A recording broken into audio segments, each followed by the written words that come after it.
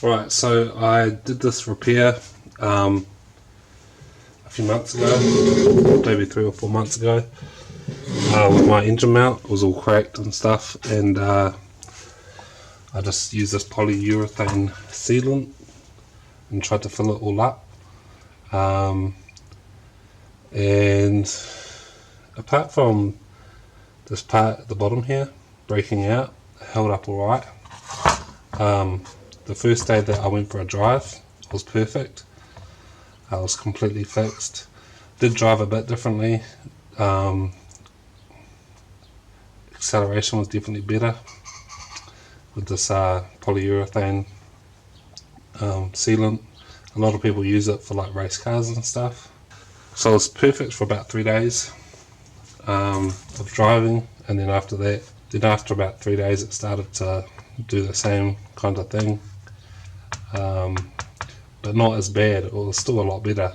So yeah, I ended up replacing it after about 3 months. It wasn't getting any worse or anything. It probably would have been fine, but I thought I'd just go ahead and do it, replace it with a new one.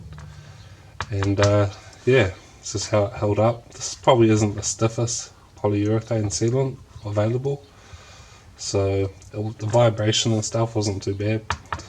Like people say, can be too much vibration. Plus I only had one mount done in the car, and as you can see, this polyurethane is quite soft.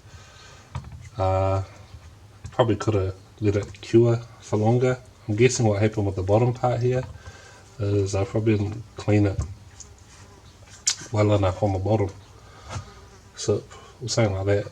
It seemed to break apart, and yeah, maybe that's just where there was like a lot of pressure or something. Pulled apart with the engine.